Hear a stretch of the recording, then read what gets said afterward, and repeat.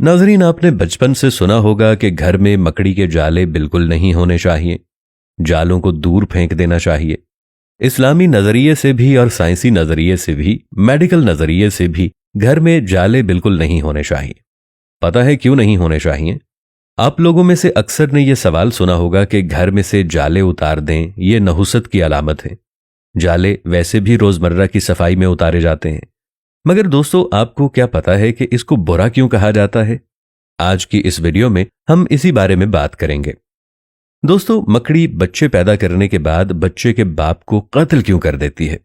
तहकीक के मुताबिक मादा मकड़ी बच्चे देने के बाद नर मकड़ी यानी बच्चों के बाप को कत्ल करके घर से बाहर फेंक देती है। फिर जब औलाद बड़ी हो जाती है तो अपनी मां को कत्ल करके ये बच्चे घर से फेंक देते हैं। कितना अजीबोगरीब और यकीनन बदतरीन घराना है। ये सुनने के बाद आपके भी रोंगटे खड़े हो गए होंगे। ये हम आपके लिए इसलिए शेयर कर रहे हैं कि आपने ये मालूमात खुद भी सुननी है और दूसरों के साथ भी शेयर करनी है कि घर में मकड़ी के जाले नहीं होने चाहिए। कुरान करीम की एक सूरत है जिसे अनकबूत कहा जाता है।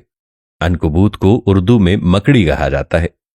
कुरान में अल्लाह सुब्हानहु व तआला ने फरमाया है कि सबसे कमजोर घर मकड़ी का है। कुरान मजीद का मौजज़ा देखिए कि एक जुमले में ही इस घराने की पूरी डेफिनेशन, पूरी कहानी बयान कर दी है कि बेशक घरों में सबसे कमजोर घर अनकबूत यानी मकड़ी का है। अगर ये इंसान इल्म रखते हैं तो इंसान मकड़ी के घर की ज़ाहिरी कमजोरी को तो जानते थे, मगर इसके घर की मानवी कमजोरी यानी दुश्मनी और खाना जंगी से बेखबर थे। दोस्तों, याद रखें कि आज जदीद साइंस की वजह से इस कमजोरी से भी इंसान वाकिफ हो गया है। इसीलिए अल्लाह सुब्हानहु व तआला ने फरमाया, अगर ये इल्म रखते यानी इंसान यानी मकड़ी के घर की घरेलू कमजोरी और दुश्मनी से वाकिफ होते। अल्लाह सुब्हानहु व तआला ने एक पूरी सूरत का नाम इस बुरी खुसूसियत वाले कीड़े के नाम रख दिया जिसका नाम मकड़ी है। हालांकि इस सूरा के शुरू से आखिर तक गुफ्तगू इस मकड़ी के बारे में नहीं है, बल्कि फितने के बारे में है। सूरत की इब्तदा यूं है कि क्या ये लोग ख्याल करते हैं कि वो इस पर छोड़े जाएंगे कि उन्होंने कहा कि हम ईमान ले आए और उनको आजमाया नहीं जाएगा। दोस्तों, याद रखें, मकड़ियों के घर की कमजोरियों से मुतालिक जो बात कुरान मजीद में 1400 साल पहले बयान की गई थी, जदीद साइंस और जदीद मेडिकल साइंस आज इसे तस्लीम करने पर मजबूर है। कुरान पाक अल्लाह सुब्हानहु व तआला का कलाम है। इसका एक एक हर्फ अपने अंदर मुकम्मल एक फलसफा छुपाए हुए है। बस जरूरत इस अम्र की है कि कुरान पाक को पढ़कर समझने की कोशिश करनी चाहिए।